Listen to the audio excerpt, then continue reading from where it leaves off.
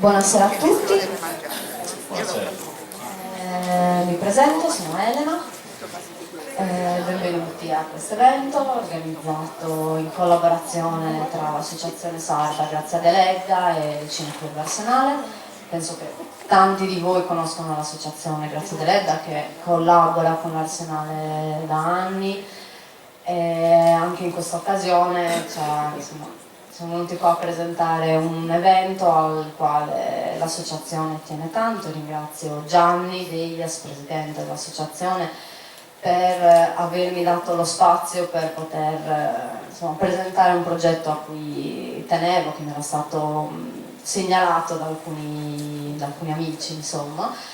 Vedremo un documentario, si intitola Sardegna, tramonto di un paradiso, che affronta una tematica importante e alla quale l'associazione qua tiene tantissimo. Abbiamo più volte portato avanti diversi progetti, proiezioni di documentari, presentazioni di film, discussioni su tematiche ambientali, e in questo caso abbiamo voluto invitare questi ragazzi a presentare il loro progetto.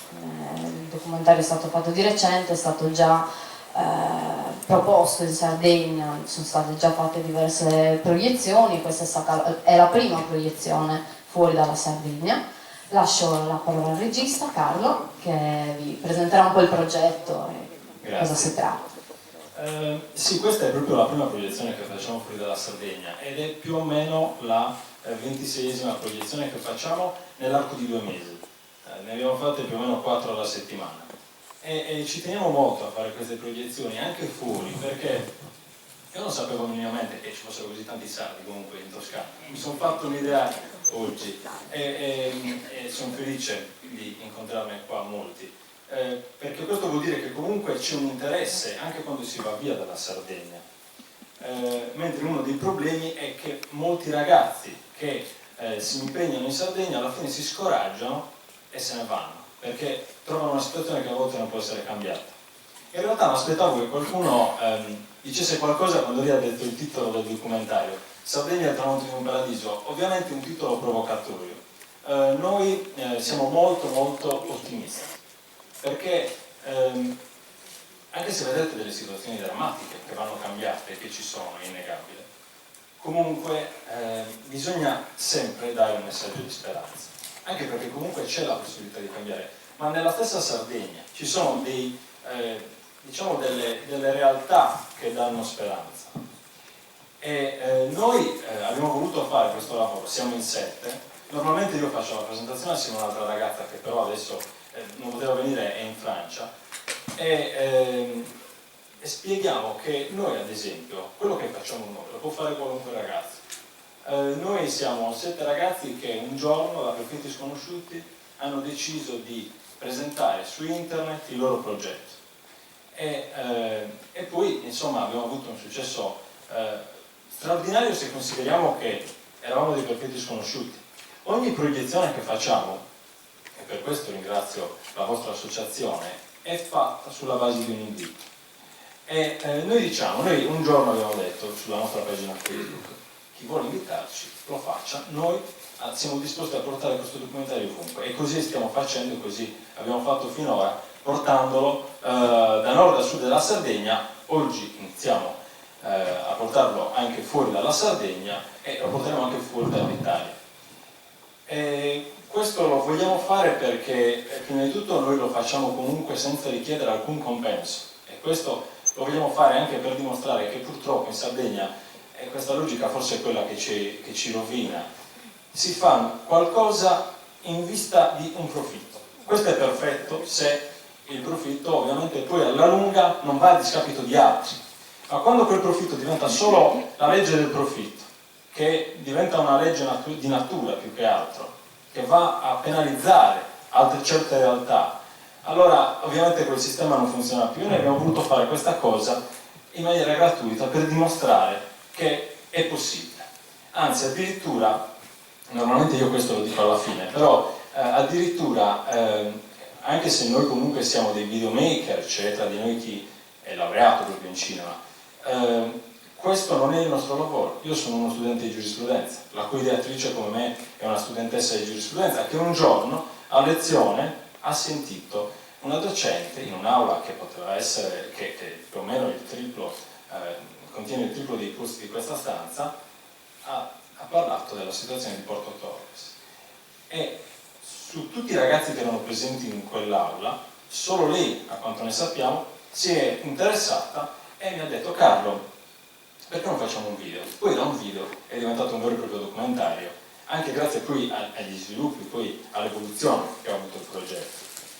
E come vedrete voi, noi abbiamo voluto metterci la faccia, al di là del farlo gratuitamente per dimostrare appunto che si può fare, al di là del farlo anche se non è il proprio lavoro, noi abbiamo voluto farlo mettendo la nostra faccia perché innanzitutto noi lo stiamo portando anche nelle scuole e la risposta che stiamo vedendo comunque è molto positiva e non è una cosa facile perché nell'immaginario collettivo un documentario è qualcosa di estremamente pesante. Ora speriamo invece che voi lo troverete anche a tratti leggero, magari visivamente molto gradevole, perché abbiamo puntato su queste cose, perché quando si deve portare una tematica così grave come quella dell'inquinamento, se non ci si vuole limitare alla denuncia e si vuole dare anche speranza, bisogna puntare anche su elementi positivi. Noi abbiamo messo la nostra faccia, per quanto poi abbiamo collaborato, e lo vedrete, per dei documenti, per del materiale molto specifico, con dei professionisti, alcuni sono citati anche, abbiamo voluto mettere la nostra faccia proprio per lanciare un ulteriore segnale ai ragazzi, che noi, che abbiamo iniziato quando avevamo 22 anni, io adesso ne ho 24, possiamo davvero fare qualcosa per cambiare la Sardegna. Se vogliamo, in un certo senso, il nostro lavoro è tutto una speranza. Io dopo sarò disponibilissimo, anzi, stasera qua siamo in 4 su 7, saremo disponibilissimi a rispondere a qualsiasi domanda o osservazione e speriamo che ce ne siano, perché normalmente comunque si creano delle discussioni molto interessanti perché gli argomenti non sono per niente facili. Da parte mia comunque vi auguro una buona visione.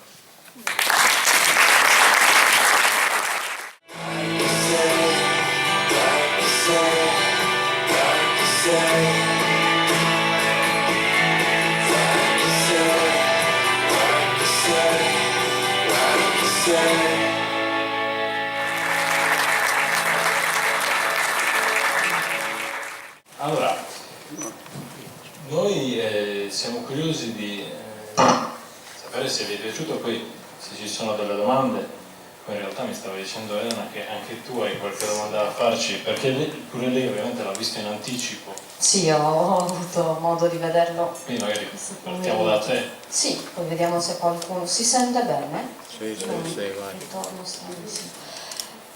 Sì, per esempio, la prima domanda che volevo farvi, voi all'inizio hai già detto subito che il progetto è stato totalmente autoprodotto, avete fatto una campagna di raccolta fondi, ho letto sulla vostra pagina che un terzo dei fondi è stato derivato da una campagna di raccolta e volevo sapere se avete avuto difficoltà a reperire dei fondi, come è andata avanti questa raccolta, come vi siete mossi. Sì, in effetti normalmente lo dico all'inizio, me ne sono dimenticato prima, perché anche questo è singolare.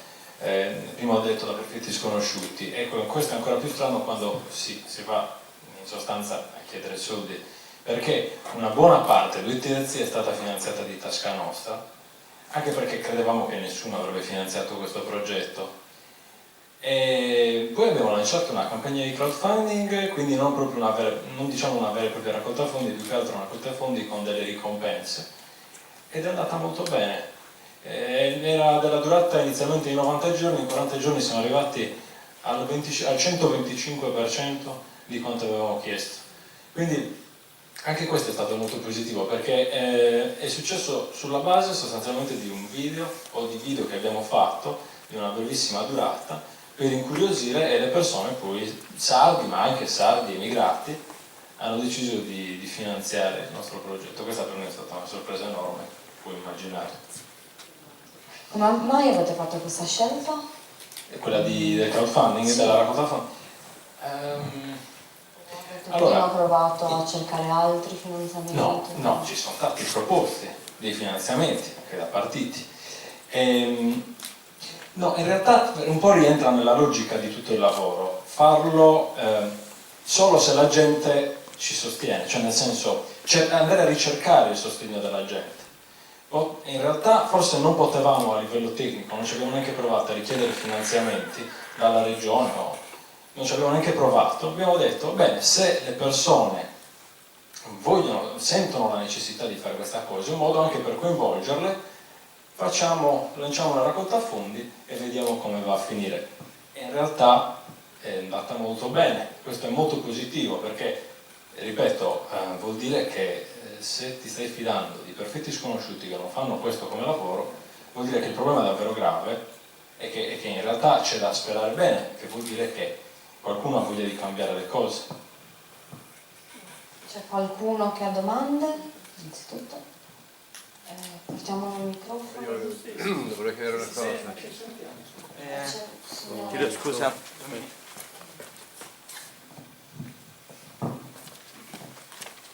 Prego. Avete detto che avete fatto 26 o 27 proiezioni e volevo sapere se c'è stata qualche ricaduta, qualche politico si è associato, qualcuno che si è arrabbiato, qualcuno che ha fatto qualcosa.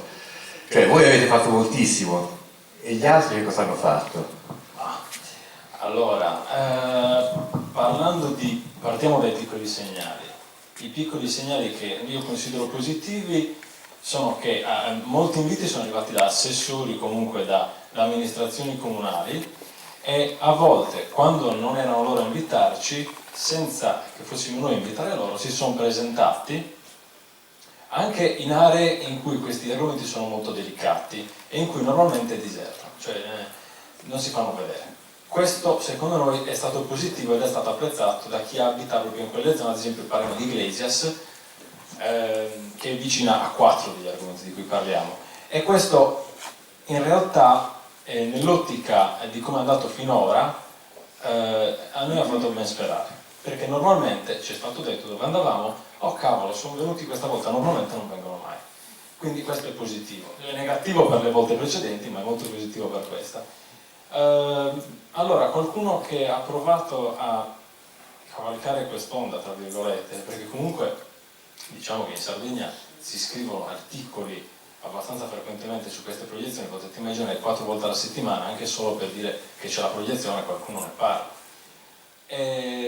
Però forse il fatto che noi mettiamo da subito le mani avanti, diciamo non vogliamo che nessuno sfrutti questa cosa, per adesso ci ha permesso di tenere lontane questo tipo di situazioni. Poi, ripeto, il nostro obiettivo, e l'avete capito dall'impostazione, è soprattutto quello di avvicinarci ai ragazzi. In questo senso stiamo avendo molte soddisfazioni. Andiamo in licei dove ci sono anche 300 ragazzi che guardano nelle aule magne questo documentario e riescono a stare attenti per 1 ora e 20, magari il sabato, magari alle ultime 2 ore. Questo per noi è comunque straordinario. E poi li vediamo che ci seguono sulla pagina Facebook, quindi in un certo senso continuano a seguirci. Noi ora in realtà in un certo senso siamo agli inizi del nostro lavoro, perché sono passati 2 mesi, abbiamo iscritto il documentario dei concorsi, quindi vedremo anche da quel punto di vista come andrà e sicuramente qualcuno con più insistenza proverà ad associarsi più avanti. Forse anche per una questione di tempo adesso ancora non ci ha provato nessuno, credo che sia per quello. Però in realtà, ad esempio, Porto Torres, per quanto noi siamo imparziali a livello politico, ci ha colpito molto che abbiamo fatto la proiezione, era la prima assoluta del documentario, l'abbiamo fatto in una sala che conteneva, forse l'ho detto prima, 400 persone, e c'erano tutte, venute da diverse parti della Sardegna, e si è presentata la giunta al completo. A Porto Torres comunque diciamo che è una zona molto critica e questo ci ha spiazzato anche perché poi non c'è stata nessuna invasione di campo, non hanno preteso di prendere la parola e basta, giusto l'assessore alla cultura ci ha introdotti, ma perché in fondo era il suo invito che c'era stato fatto all'inizio. Sono stati molto corretti, ma ci sentiamo se non... No. No, niente, era solo per dire insomma, questi sono i piccoli segnali che stiamo raccogliendo per adesso. Tra l'altro metteremo il documentario a disposizione gratuitamente su internet una volta finite le proiezioni, così avremo anche occasione di incontrare in maniera diretta e parlare con le persone, evitando che si vada prima a vederlo su internet. Su YouTube? Lo metteremo su YouTube? Sì. Lo metteremo su YouTube senza dubbio. Prego. Posso fare una domanda? Un attimo. Anche microfono. Velocissimamente, ecco, non ho visto niente né sentito sul militare. Ecco, invece qui a Pisa, fino a pochissimo tempo fa, ci sono state diverse iniziative contro i vari inquinamenti, no? L'uranio impoverito e quant'altro, insomma, perché la Sardegna pare sia la zona con la massima concentrazione di caserme di tutto il Mediterraneo. Ecco, volevo chiedere a voi se è un caso oppure no. Ecco. No, allora sì, la Sardegna, se non ricordo male, ha il 61% di tutte le basi militari italiane, ha i poligoni più grandi d'Europa. No, allora, in realtà il nostro lavoro originariamente, a parte che originariamente in realtà doveva riguardare solo Porto Torres, poi abbiamo pensato di farlo diviso in 3 parti, una parte interamente dedicata alle servitù militari, ma per una questione di tempo, infatti anche questo mi sono dimenticato di dire all'inizio. Per una questione di tempo abbiamo preferito non affrontare un argomento che forse necessiterebbe anche di diversi documentari, ma di sicuro è un argomento che ci tocca molto da vicino. E in realtà proprio il progetto inizialmente diceva in modo chiaro che noi avremmo parlato delle aree industriali e poi in futuro dei poligoni. Quindi se tutto va bene, dal carcere faremo un altro documentario sulle servitù.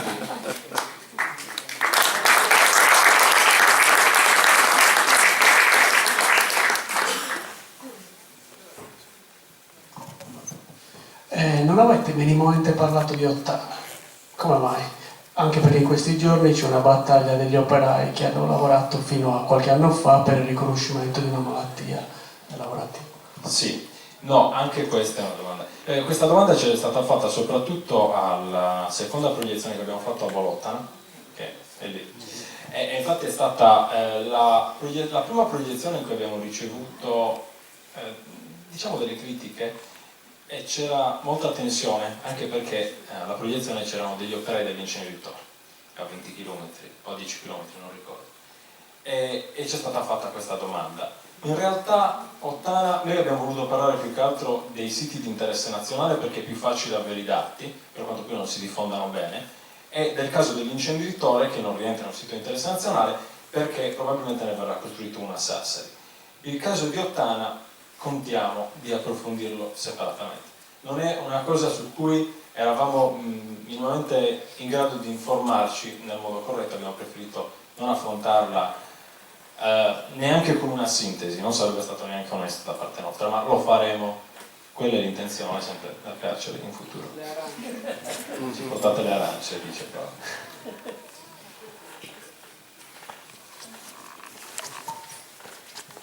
Grazie. Allora, intanto vi volevo esprimere i complimenti per il lavoro che avete fatto e con il modo in cui lo avete presentato, quindi il servizio è stato molto pacato, obiettivo, sinceramente l'ho apprezzato tantissimo. Quindi dopo le immagini iniziali che hanno fatto vedere il disastro ecologico che è stato creato grazie a questa attività industriale, meno male poi abbiamo visto anche delle belle immagini date dalle bellezze naturali e mi chiedevo appunto ma che senso ha costruire un'altra centrale a carbone quando l'energia prodotta in Sardegna il 40% viene esportata. Quindi quale visione politica o modello di produzione industriale si vuole portare avanti? Sicuramente l'inversione di tendenza potrà avvenire con le proposte che sono state fatte tramite il turismo, l'agroalimentare, eccetera, perché anche sull'agroalimentare sappiamo benissimo che l'80% dei prodotti vengono importati, quindi quanti posti di lavoro si potrebbero creare sfruttando questa attività, garantendo un alimento salubre e quindi tutto dedicato alla salute. Sappiamo benissimo che i prodotti alimentari che vengono importati poi insomma viene fatto uso massiccio di diserbanti, pesticidi eccetera. Quindi questa inversione di tendenza secondo voi l'amministrazione che governa attualmente o anche in precedenza e in futuro la Sardegna ha in animo di andarci incontro oppure continueranno a percorrere la strada sinora seguita? Io sono molto ottimista, ma su questo no, perché comunque in realtà l'amministrazione dà un segno opposto, quello di voler continuare a incoraggiare l'euralumina, cioè quel tipo di logica. Anzi, le volte che io sento qualche volta mi è capitato di sentir parlare Pigliaru che parlava in favore degli operai, che poi è una cosa che capiamo anche quando ci arrivano minacce dagli operai, noi lo capiamo benissimo, però insomma a un certo punto puoi provare a creare lavoro anche in un altro modo, se no continuerai sempre a portare avanti quel sistema. La centrale a carbone qualche sindacalista propone di farla anche a Fiume Santo e la motivazione era questa: sì, è vero, la centrale a carbone inquina, ma anche le abitazioni inquinano. È ridicolo, però è questa la mentalità che pochi forse rispetto alla maggioranza hanno. La maggioranza in realtà alcune cose non le sa proprio. Giusto per dire, probabilmente perché abbiamo il 40% di surplus energetico, perché ci sono delle zone da cui bisogna, tra virgolette, estrarre per le energie pulite. Il rischio per la Sardegna è che diventi, un campo di produzione di energie pulite che automaticamente va a escludere l'agroalimentare, perché stiamo consumando suolo per mettere pannelli, paleoliche, che per carità sono una cosa sacrosanta quando sono dimensionate ai bisogni della popolazione. Andare a fare campi eolici giganteschi che poi vanno tramite il Sarcoia e il Sapei nella penisola italiana fa supporre che l'ottica sia vedere la Sardegna come un campo di produzione per energie rinnovabili. Effettivamente, come dicevi tu, il governo regionale sembra che stia puntando più sui buoni vecchi bacini elettorali, su un tipo di sviluppo che secondo noi si può anche dire che è superato. Sì, poi il surplus del 40% c'è proprio perché alcune industrie hanno chiuso l'attività e ora vorrebbero riaprirla e facendo altre centrali. È una logica che non ha senso, perché c'è un avanzo di energia, tra l'altro non ci guadagniamo quasi niente esportando. Le industrie chiudono per il prezzo. Cioè la cosa assurda è che poi le industrie come la mina vanno a chiudere perché si lamentano del prezzo dell'energia che è troppo alto in una regione che ha il 40% di surplus energetico. Sì, non aggiungerei altro. Una delle cose di cui abbiamo discusso prima, infatti, era che nel documentario tu dici a un certo punto che non è la soluzione non può arrivare dai cittadini, ma spetta in buona parte alla giustizia a fare il suo corso e colpire chi deve essere colpito per i disastri che sono stati fatti. E abbiamo già parlato prima del fatto che quando ho sentito questa frase nel documentario sono rimasta un po' perplessa, perché mi sono chiesta perché ogni volta in questo paese bisogna aspettare che la giustizia faccia il suo corso su alcuni disastri, che è vero, nel senso che ci sono delle falle giuridiche e delle falle legislative, ma io penso che sia un problema soprattutto politico, nel senso di scelte politiche sbagliate, cioè che non si possa aspettare ogni volta che sia appunto un tribunale a decidere il sorte di qualcosa, ma che spesso forse è proprio la scelta dei cittadini che dovrebbe spingere la politica verso altre scelte. Non so quanto penso che sia politico questo problema. Molto politico, ma proprio tantissimo. Se qui si va a vedere la storia di Porto Torres dal punto di vista politico si capisce anche meglio. Ma infatti la mia constatazione un po' cinica partiva dal fatto che un candidato sindaco a San Roque che non si schieri in favore dell'industria non va avanti. Cioè quel tipo di politica, lì in quel caso la politica non ha, a San Roque dico però, non ha la possibilità di cambiare. Poi nella politica ci credo comunque, nel senso, continuo a crederci, lo diciamo, però in alcune situazioni io ad esempio a San Roque non mi aspetto un cambiamento, a livello politico spero in un cambiamento incoraggiato dalla giustizia. Poi in realtà anche quello è difficile perché la giustizia ha le mani legate in un certo senso perché c'è un ricatto sociale. Quando chiudi una fabbrica mando per strada 3.000 persone, 3.000 famiglie, però comunque la politica forse un po' più alta rispetto a quella di San Roque dovrebbe portare verso la strada giusta a livello di sviluppo e la giustizia dovrebbe cercare di punire i colpevoli, perché il problema è che vanno tutti in prescrizione questi processi. Il processo all'Euralumina a Nicola Canderolo e a Rosino è iniziato forse 2 settimane fa, mi ricordo, ufficialmente, e andrà in prescrizione. Abbiamo incontrato gli avvocati e andrà in prescrizione a luglio, a settembre forse, quindi è iniziato 2 settimane fa e va in prescrizione a settembre. Il problema sono i tempi della giustizia e tutto quanto, però non mi aspetterei un cambiamento dal sindaco di San Roque, solo quello, per niente.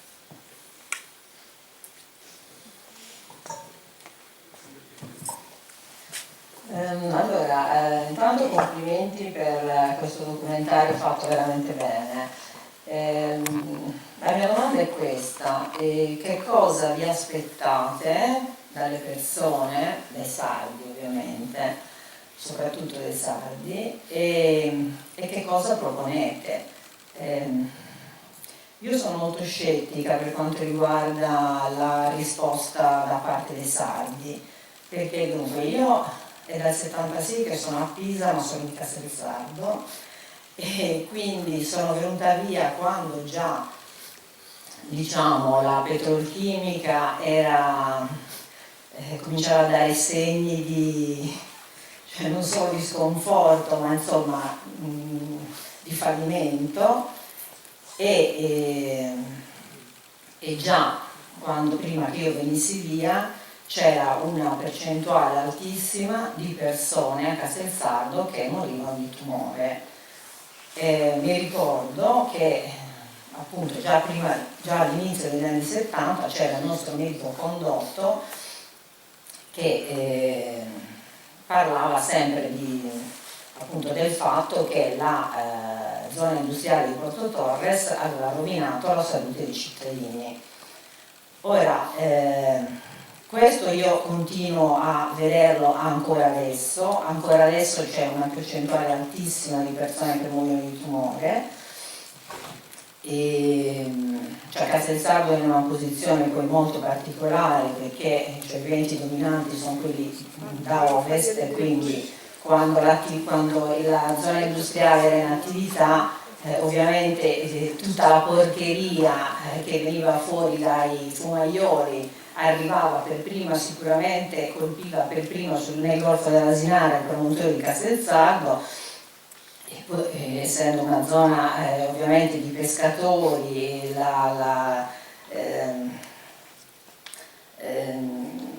diciamo che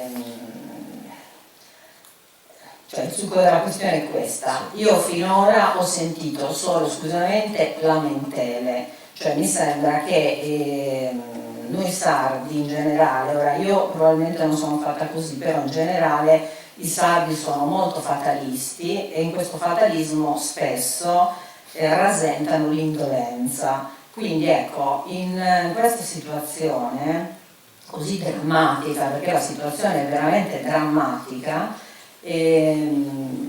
come pensate di smuovere le persone? Cioè, come pensate di riuscire a colpire il cuore delle persone, il cuore e la testa soprattutto delle persone? Grazie. No, allora, diciamo che il cuore con questo tipo di lavori speriamo di colpirlo. La testa ovviamente ragiona quando c'è un meccanismo che va a sostituire quelli a livello economico. Nel momento in cui viene proposto qualcosa di migliore, allora le persone iniziano a ragionare in quell'ottica. Le alternative ci sono. In un paese, in realtà questa è un'informazione che forse non potremo dire, quindi non dirò il nome del paese, della Sardegna, c'è una discarica vicino alla quale c'è un impianto che non funziona, però è stato costruito, per lo smistamento dei rifiuti per la raccolta differenziata. Esiste, ma non viene usato. E c'è una discarica che continua a crescere a livelli inaccettabili. E ovviamente noi nell'immediato parliamo di questi mesi, vorremmo dare quel minimo di consapevolezza che serve a evitare che venga costruito l'inceneritore a Sassari. Questa è proprio la cosa che riguarda l'attimo.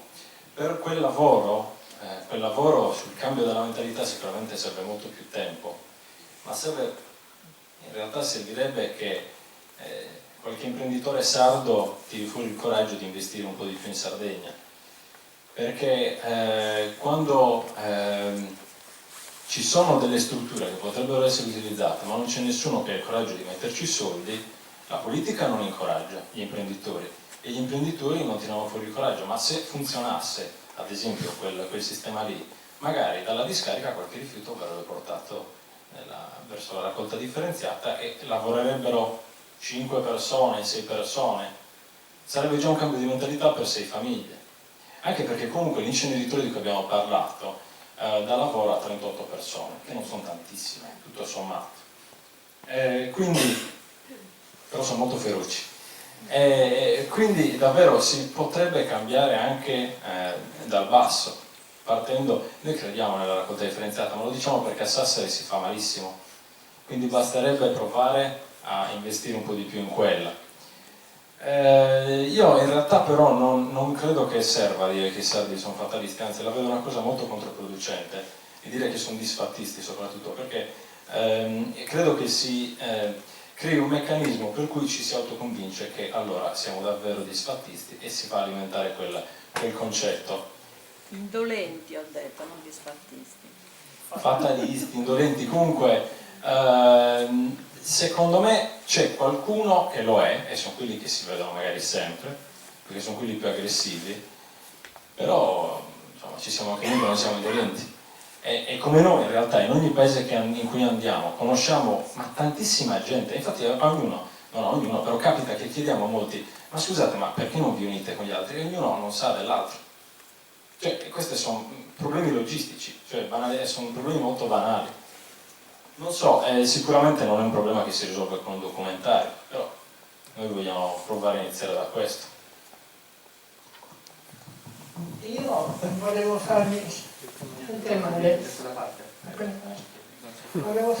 i complimenti di lavoro svolto e mi auguro che andate avanti e soprattutto secondo me dovreste mettere in mostra le bellezze culturali della vostra isola, stupenda, è qualcosa di meraviglioso, e soprattutto insegnare agli italiani a venire in Sardegna non per le spiagge, ma per la storia che avete, la cultura, il modo di vivere. Non siete indolenti, siete delle grandi persone, con un grande orgoglio. Questo sì. E speriamo che lo tirate fuori. Sono la figlia di un sardo. E siete orgogliosi e quanto è bella la Sardegna, ma non la Sardegna del mare, La Sardegna dell'interno, dei laghi, dei pozzi, bellissimi pozzi circolari, le tombe dei giganti, questo è la Sardegna, non la famosa isola dei centenari che ogni tanto ci propinano alla televisione. Complimenti, continuate ragazzi.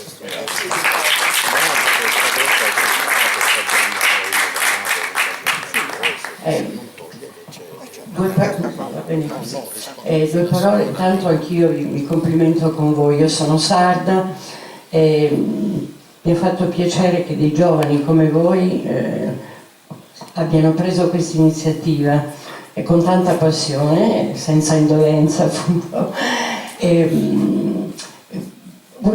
Un suggerimento che vi vorrei dare, poiché sono un insegnante e credo molto nel lavoro di conoscenza nelle sue scuole, quindi io vi invito veramente a insistere su questo percorso, andare a tappeto direi proprio nelle scuole della Sardegna, ma non solo le superiori, anche a cominciare dalla scuola media. Credo che questo serva moltissimo per preparare quella mentalità che veda appunto dei giovani cittadini di domani preparati a scegliere i sindaci con altri criteri, no? E i sindaci a appunto lavorare con maggiore etica. Quindi se non c'è una pressione dal basso, credo che anche i politici, contro i quali sempre poi ce la prendiamo, io credo invece che le responsabilità maggiori siano di noi cittadini. È da noi che deve partire la rivoluzione, quindi dai giovani delle scuole che spingano perché le scelte che vengono fatte siano scelte etiche, dobbiamo cambiare registro. Quindi bravissimi, continuate così e fate anche un altro bel documentario, come diceva la signora, sulle altre cose molto interessanti che abbiamo e sulle bellezze. La mia amica qui vicino, sì, perché è venuta in Sardegna e ha conosciuto le bellezze della nostra isola, si preoccupava che questo documentario andasse in giro anche per l'Italia. Dice: ma come, la gente non viene più in Sardegna se vede queste cose. Ecco, questo è il punto di vista suo. Comunque bravissimi, veramente bravi, sono orgogliosa come sarda di voi. Grazie, è un'osservazione intelligente, anche quella della signora che dice che ovviamente, anzi in realtà questo ci è capitato, abbiamo fatto una proiezione su di Sardegna nella parte di vicino a Salto di Quirra, ecco, è arrivata una persona all'inizio neanche la conoscevamo, ha detto: ragazzi ciao, però non va bene il titolo, ragazzi, perché se voi lo presentate così la gente sta demorando la Sardegna, ed è vero in un certo senso, perché noi l'abbiamo fatto per provocazione mettere questo titolo. In realtà comunque abbiamo cercato di controbilanciare mettendo delle bellezze della Sardegna. Infatti in realtà noi vorremmo portare avanti anche quel discorso di valorizzare le bellezze, perché noi ogni tanto pubblichiamo sulla nostra pagina, che si chiama come documentario Sardegna, il tramonto di un paradiso, pubblichiamo dei video, non so, magari semplici video di qualche cascata, solo che in Sardegna alcuni sardi pensano che non esistano cascate e quindi qualcuno dice: ah cavolo, ma dove sono queste cascate? Dopo che è capitato che ad esempio dei milanesi che ci seguono sulla pagina, un ragazzo in particolare che noi non conosciamo, che abbiamo conosciuto sulla pagina, abbia detto: ah, belle queste cascate, dove sono? Quest'estate ci andrò. Noi gli abbiamo detto dove no? E ci è andato, speriamo che ci va. Perché poi in realtà, da quanto abbiamo scoperto dopo, è un ragazzo che seguendoci si è fatto influenzare positivamente. E quindi comunque in realtà la capacità di separare, per quanto la paura sia legittima, la capacità di separare le persone ce l'hanno e quando vedono le bellezze riescono a capire che, anzi proprio per contrapposizione, c'è qualcosa che non va bene, ma altre bellezze sono straordinarie, possono essere valorizzate. Valorizzate nel senso che, non so, insomma, avrete notato che a volte abbiamo rischiato la vita, c'è il posto in cui saliamo d'estate, ad agosto, 39 gradi, lì non c'era un chiosco nell'arco di quanti chilometri? Non c'era un segnale, e partiamo proprio dalla base. Non c'è un chiosco, voglio dire, un chiosco può dare lavoro a 2 persone, una persona, almeno quello, insomma, partiamo da questo tipo di valorizzazione del territorio e delle bellezze. Se no è inutile che abbiamo paura di parlare degli aspetti negativi della Sardegna se non valorizziamo quelli belli. Riguardo le scuole medie, in realtà ne abbiamo fatto anche una nelle scuole medie, anche all'università, però per fare prima ho detto solo delle superiori, solo che le reazioni sono molto diverse. Alle scuole medie erano scioccati, probabilmente sono tornati a casa senza più toccare cibo, da quello che abbiamo capito dopo. Però sono stati molto attenti, quindi abbiamo capito che li abbiamo traumatizzati, ma abbiamo anche capito che un modo ottimo è quello di partire anche da quell'età, perché iniziano magari spaventandosi, va bene, traumatico, nessun passaggio avviene senza traumi, però iniziano già a capire da quell'età, ne parlano a casa, ho visto questo, i genitori magari non lo sanno, magari a furia di sentire il figlio parlare, ma hai controllato da dove viene la carne, si informano e quindi anche le famiglie riescono a essere informate. Quindi noi in realtà lo porteremo anche alle medie, poi ripeto, è su base di invito, quindi abbiamo tante proiezioni ma molte ci arrivano dalle superiori, quindi è solo una questione di proporzione, ma dipendesse da noi e ne faremo sicuramente, ne faremo molte di più nelle scuole medie, elementari forse no, però medie, superiori e università è l'età perfetta, perché alla fine non c'è una grande distanza tra noi e loro.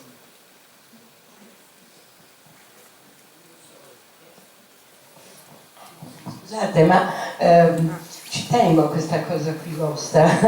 No, dico, non è che dovete aspettare che vi invitino, voi dovreste, scusate, mandare questo, far conoscere la presenza, l'esistenza di questo documentario nelle scuole, mandarlo proprio ai presidi, no? Presidi insegnanti, in modo tale che abbiano del materiale, perché è molto importante dal punto di vista didattico, e ai ragazzi piace molto anche fare qualcosa che non siano le solite, spesso noiosissime lezioni. Queste sono cose che li toccano da vicino, ed è molto importante quello che hai detto tu prima, che i ragazzini diventano gli insegnanti dei loro genitori. Lo dico per esperienza, perché i bambini, i ragazzini tornano a casa e ne parlano, e questo è importante per la diffusione di queste tematiche. Quindi veramente insistete con i ragazzi sono speciali, sono bravissimi, siamo noi che siamo carenti, ma se i ragazzi trovano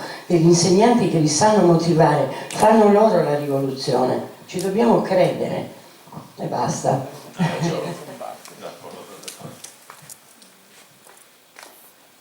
Faccio i complimenti comunque, siete molto reattivi, è molto positivo. Mi pare di capire che rimarrete un altro giorno a Pisa perché sarete presso la scuola della professoressa.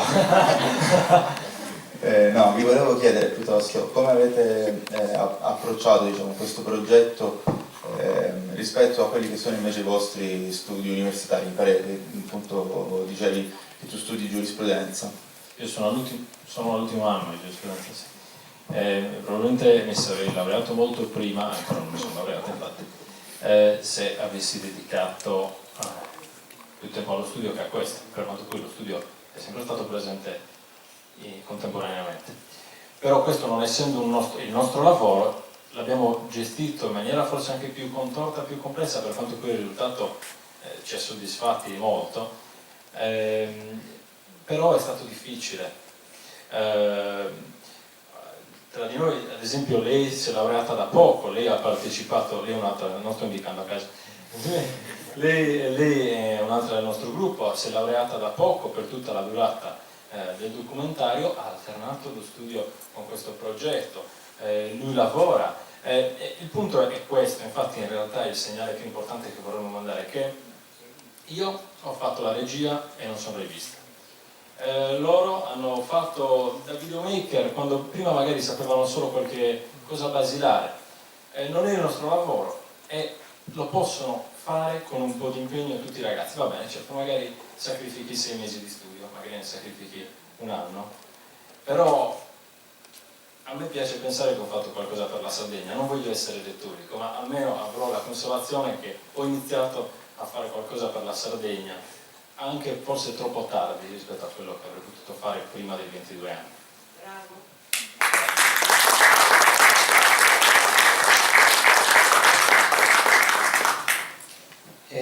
Mi associo ai complimenti che hanno fatto le altre persone, perché il risultato è professionale anche non essendo regista professionale. Visti i risultati di questo, quali sono i progetti immediati futuri? Avete già accennato che ci saranno, che il progetto di Ricatare Verso conteneva altre fasi del documentario, naturalmente Salsi di Birra e altre tematiche simili. Quali sono i progetti immediati e come vi vedete, diciamo, da qui a, diciamo, un futuro abbastanza prossimo? Liberi? Laureati forse? No, seriamente. Noi non abbiamo, noi volevamo fare un documentario, quindi non ci aspettavamo, ripeto, non essendo professionisti, non sapevamo cosa aspettarci. E siccome la reazione però è molto positiva, non avrei mai immaginato di venire a Pisa per presentare il mio lungometraggio. Penso che continueremo in questa direzione, cercando ovviamente di gestire il tempo in maniera migliore. Ora che molti ragazzi cercano di associarsi a noi, magari dividere il lavoro in qualche modo, ma mantenere sempre indipendenza politica, eccetera, perché davvero probabilmente questi argomenti che non hanno un colore politico, non dovrebbero averlo perlomeno, si rovinano quando si mette in mezzo alla politica, perché io ho una mia idea politica e ce l'ha anche lui, sono anche abbastanza diverse, ognuno di noi 7 ce l'ha, però davvero l'importante è che coinvolgiamo altri ragazzi e magari cerchiamo di fare in modo che anche altri facciano quello che abbiamo fatto noi, magari collaborando con noi, proprio per il discorso che ora noi riprenderemo la nostra vita, però vogliamo continuare a fare qualcosa. Quindi non sappiamo cosa aspettarci, davvero, ma speriamo bene. Non ci aspettavamo di sicuro questo 2 anni fa.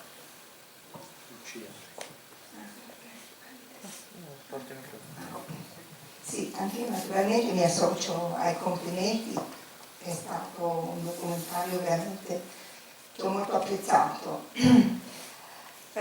Dunque, ecco, anch'io sono piuttosto scettica rispetto cioè a un'inversione di rotta, diciamo, della situazione, perché la situazione è veramente drammatica. Sono pessimista anche perché proprio qualche giorno fa ho visto Report che ha affrontato il problema dell'inquinamento e è stata intervistata anche l'assessore competente e praticamente è stata molto chiara in proposito, non è messo un atteggiamento, un proposito di cambiare, di invertire la rotta. Fra l'altro ci sono state anche delle proposte di seguire il filone della termodinamica per produrre energia in un modo non inquinante e fra l'altro anche se per ipotesi venisse, non so, realizzato un parco per la termodinamica, finito il suo ciclo poi tutto il territorio non conseguirebbe nessun tipo di inquinamento perché potrebbe ritornare nello stato quo ante il territorio. E comunque poi per quanto riguarda, ecco, proprio per lanciare per determinare un'inversione di rotta, secondo me questo documentario dovrebbe essere molto bello e spero che ne seguano altri come è stato detto, cioè sia molto pubblicizzato, ma in questo senso non solo cioè, deve essere portato nelle scuole, ma deve essere proposto anche ai sindaci perché sia visto e venga fatto vedere in tutti i comuni della Sardegna, perché io sono persuasa che la conoscenza è lo strumento fondamentale per poter ottenere dei risultati concreti. Dico questo perché appunto la situazione è talmente grave che non possiamo aspettare che si creino delle mentalità diverse con i giovani, con le nuove generazioni, ma bisogna essere molto più incisivi, quindi proporre il documentario a tutte le amministrazioni locali dell'isola e poi anche, dicevo al presidente dell'associazione, operare attraverso anche tutte le associazioni culturali sarde che esistono nel pianeta, diciamo così, in tutto il mondo, in modo che venendo a conoscenza delle situazioni concrete, io credo che si verrebbe a creare una sorta di cintura di pressione verso i politici, in modo da portarli veramente a vergognarsi della situazione che l'isola è venuta a crearsi e si trova. E queste sono le cose fondamentali che mi sento di dire, e poi anche spero che, come è stato anche da adesso annunciato, che siano fatte vedere tutti i beni culturali, veramente è la storia della Sardegna che anche dai recenti scavi e scoperte, scavi archeologici, emerge la necessità di riscrivere la storia della Sardegna, perché la storia della Sardegna è stata scritta, come si sa, dai vincitori, ma in realtà noi sappiamo che è stata ben diversa. Il ruolo degli antichi sardi è stato diverso, erano dei navigatori, quindi hanno viaggiato, non erano isolani isolati, assolutamente no, erano dei navigatori e quindi bisogna indagare anche in questa direzione, fare un discorso molto complessivo e molto generale. Grazie. Sì, grazie anche per i complimenti. Aggiungo una cosa che prima mi sono dimenticato di dire, che risponde a una parte di quello che lei ha detto.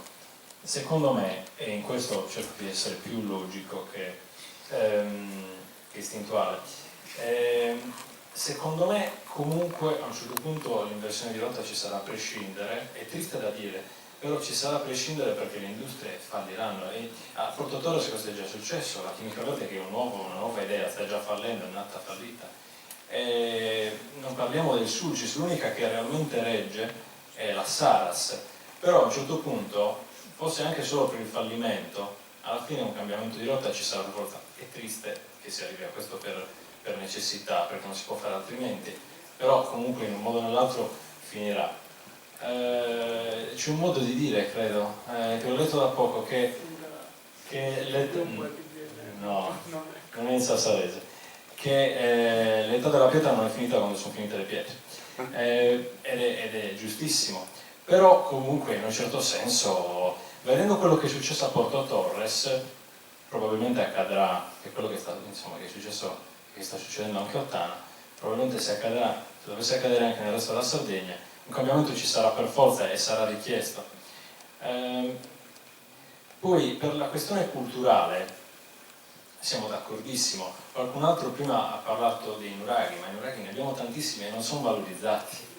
È incredibile. Cioè, anzi, siamo riusciti a trasformarlo in un luogo comune piuttosto che valorizzarlo, che è la cosa più inutile che ci sia, perché veniamo identificati con i nuraghi, ma poi alla fine nessuno sa cosa sono veramente i nuraghi, o perlomeno non li conoscono. Cioè, non è di certo la prima cosa che si va a vedere in Sardegna da turisti, piuttosto le spiagge, semmai. Comunque, questo, però no, in realtà non mi ricordo se ho risposto a tutto, però comunque ero d'accordo con buona parte, anzi con tutto quello che ha detto. No, scusate, io volevo chiedervi semplicemente come poter fare per contattarvi e eventualmente, se uno avesse necessità, più che necessità, la possibilità di far vedere da qualche parte. Io parlo ad esempio di Castelsardo, che sarebbe, cioè nessuno vi ha chiesto niente da lì, suppongo. Non vi è arrivata nessuna richiesta? No, forse no. No, forse no. Ecco, quindi come faccio a rintracciarvi eventualmente, allora, se questo fosse... Sì, noi siamo molto attivi poco in questo periodo per le proiezioni, sulla pagina Sardegna il tramonto di un paradiso. Ma non è una pagina Facebook? Sì, no, ma io non sono su Facebook. No, allora, lì noi ci siamo, se no eventualmente abbiamo un sito che si chiama ligonslab.it, che ha a che vedere con i Lions? Come? No, se no poi carebbe tutto il discorso. Però Sono sette leoni. No, ce lo chiedono tutti comunque, quindi, infatti ho specificato. Lionslab.it e lì ci sono tutti i contatti comunque. E ecco, infatti ora mi sono ricordato con questa domanda. Molti sardi, molti circoli ci invitano, qualcuno forse ci ha invitati anche da Firenze, non vorrei dire una fesseria, a Londra, a Berlino, infatti questa è la prima, ne faremo altre fuori. Non so se mi lavorerò infatti a questo punto. Però comunque ora che ci penso, però i sardi sono fantastici perché comunque più sono lontani più sono uniti, e questo comunque è i suoi vantaggi per le proiezioni. Sono più gli svantaggi. Per le proiezioni no.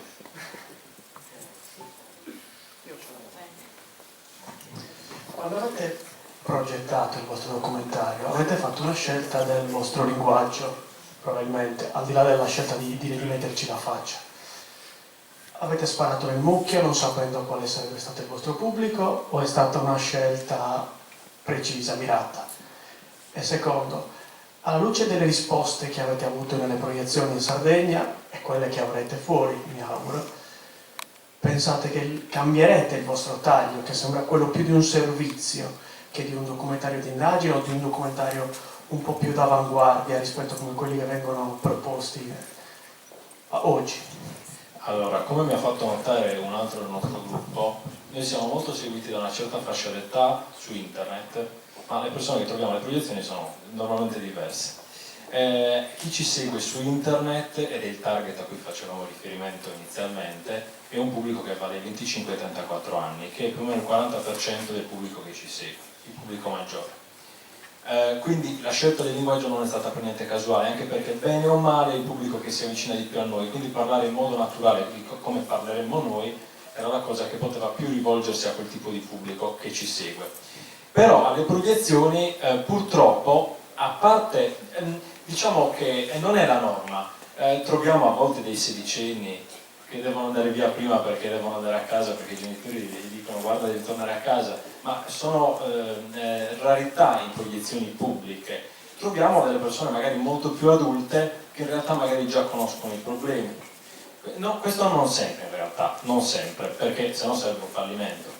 Però vuol dire che il pubblico è completamente eterogeneo, che su internet, che ha fatto la nostra fortuna, ti avvicini a un certo tipo di pubblico. Poi nella realtà devi fare attenzione. Questo non credo che comunque ci porterà a cambiare lo stile, perché tutto sommato noi volevamo fare qualcosa di diverso. Una piccola aggiunta. La scelta di non mettere nessuna intervista, perché nessuno si è voluto fare intervistare o perché avete scelto solamente di mettere gli articoli?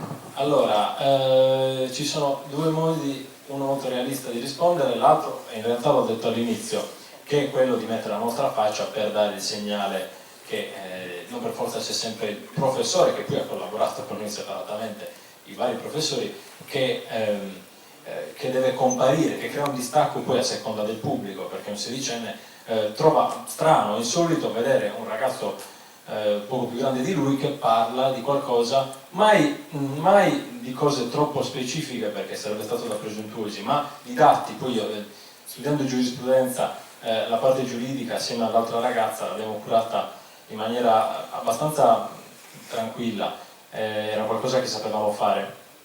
Però avevamo una lista, io mi ricordo che ci riunivamo a casa sua agli inizi, avevamo una lista, agli inizi parlo proprio di 2 anni fa, una lista di chi intervistare. Abbiamo fatto quasi una figuraccia perché più della metà di quelle persone le avevamo già contattate, eravamo già d'accordo per intervistarle. Non molte, qualcuno l'abbiamo anche citata comunque nel documentario. A un certo punto un giorno abbiamo detto no, cerchiamo di fare qualcosa rischiando, perché poi il rischio è quello che la gente dica vabbè la vostra faccia ma voi chi siete? Però magari la gente dice ah va bene la vostra faccia meglio, voi non siete associati a nessuno, associabili a nessuno, quindi vi ascolto più volentieri, voi siete dei ragazzi, è bello che parliate di queste cose. Abbiamo detto no, strappiamo questa lista, non ci serve a niente. Noi comunque quando parliamo di cose che potrebbe capire anche un ragazzo di 20 anni, perché non parlarne noi? Nel senso, se poi vado a parlare di cose mediche, ovviamente lì divento presuntuoso, ma quando ho un documento sul depuratore di Macomer, lì parlo con una giornalista, mi dà un'idea e io capisco meglio, ma alla fine è italiano, bene o male, si capisce molto facilmente. Non mi ricordo se c'era se avevi chiesto qualcosa di più specifico, però... Sul pubblico, ma hai risposto per Sì, facciamo molta attenzione al pubblico comunque. Noi puntiamo molto sulla comunicazione, una cosa molto vera che stiamo notando è che c'è chi dice queste cose da molto prima di noi, però non è facile dirle, che è il motivo per cui noi non ci consideriamo ambientalisti, noi ci consideriamo persone che hanno buon senso, poi ben venga se coincide con l'ambientalismo, però è il motivo per cui spesso l'ambientalismo viene identificato con rompiscatole, perché insomma c'è questa tendenza ad andare a etichettare che non ha minimamente senso.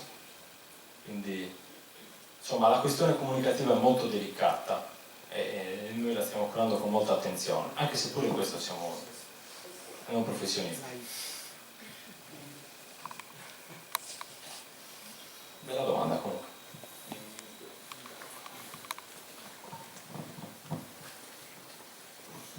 Io vorrei chiedervi come mai limitate la diffusione del documentario all'invito? Sì, ecco, io non l'ho precisato prima per non essere fastidioso, però la limitiamo per adesso perché facendo 4 proiezioni a settimana non abbiamo la possibilità di scegliere noi dove andare, però sicuramente, tra l'altro a maggio adesso facciamo una piccola pausa la prima volta in 2 mesi e mezzo, no, 2 mesi e un paio di settimane, è una settimana, ci faremo una pausa, ma comunque ovviamente anche noi ci muoveremo per le scuole medie e in generale comunque per altri posti. La difficoltà, ma che non è una grande difficoltà, è diffonderlo gratuitamente, è il paradosso, perché ovviamente c'è chi cerca di approfittarsi. Però per fortuna per adesso ci è andato molto bene. Anche questa associazione sono stati molto carini con noi, sono stati molto gentili, ci ha fatto molto piacere l'invito ed è stato molto gradito. Però in Sardegna non sempre, cioè in Sardegna qualcuno cerca di sfruttarla a volte, questa cosa qua. Sì, ma vabbè, poche persone per fortuna rispetto alla maggioranza. Abbiamo fatto un altro documentario sulla base delle domande, interessante, non mi era mai capitato di domande così interessanti, comunque così precise, poi fuori dalla Sardegna non me l'aspettavo neanche, molto positivo. Sempre stato, sì, infatti, è quello che penso anch'io. Anch'io mi associo ai complimenti fatti dalle altre persone che hanno fatto le domande. Volevo sapere quali sono state principalmente le critiche da parte dei lavoratori interessati dalle fabbriche di cui voi parlate nel documentario e quali sono state le vostre risposte a queste critiche, diciamo?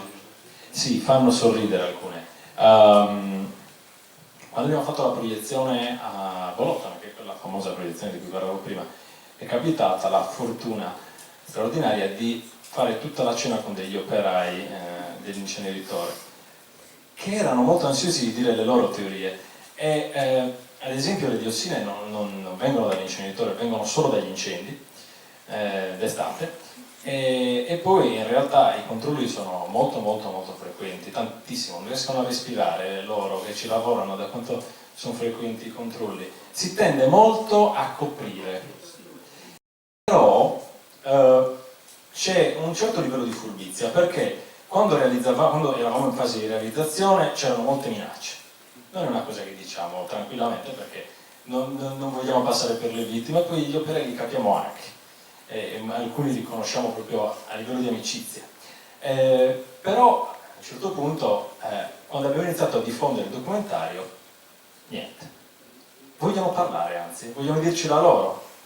E questo è molto interessante, e il fantasy mi piace tanto. Però per fortuna in altre circostanze questo prende c'è una reazione violenta in altri casi. Noi per adesso non stiamo vedendo questo. Perché? Non lo so, forse non ci temono minimamente, o forse temono di gonfiare la cosa ancora di più, tanto la gonfieremo comunque noi, quindi. Però per adesso sono molto, e noi ci aspettavamo il contrario, sono molto calmi. Anche a Porto Torres, la prima, pensavamo che sarebbe stata molto più difficile, invece c'è il video tra l'altro sulla pagina Facebook, è andata molto molto bene. Volevo dire una cosa sulle contrapposizioni fra operai e noi, nel senso che noi non stiamo andando a cercare una contrapposizione con loro, e c'è questo quasi dare per scontato il fatto che ci sia un dualismo, cioè da una parte chi vuole difendere l'ambiente e chi il lavoro, cosa che noi non stiamo minimamente cercando. Infatti le altre possibilità di cui parliamo per l'economia serra sono fatte per quello, perché noi non vogliamo lasciare a casa nessuno, fuori discussione per noi prendere a cuor leggero il fatto che se dovessero chiudere le ultime industrie in Sardegna ci saranno migliaia di persone fuori casa, però dobbiamo sicuramente andare avanti, non forzando questa contrapposizione fra noi e loro, chi vuole difendere l'ambiente e chi il lavoro. Non sono due cose distinte, non sono due cose che una cosa non esclude l'altra. Io condivido. Una domanda ve la faccio io adesso. C'è qualcuno qua che non è sardo? Verreste comunque in Sardegna dopo aver visto questo? Ok, questo mi rincuora. Verreste? Ok, c'è un bellissimo posto a San Roque nel caso. No, comunque è questo che alla fine conta, anche ai non sardi lasciare un'idea che non sia totalmente negativa. Noi siamo amanti della natura, infatti certi posti li abbiamo visti proprio nel documentario e ci sono, insomma, è innegabile. Poi non penso che uno vada, ecco, da turista vada al mare di San Roque, perché no. Però comunque l'importante è avere fiducia in questo, avere fiducia ancora nella Sardegna.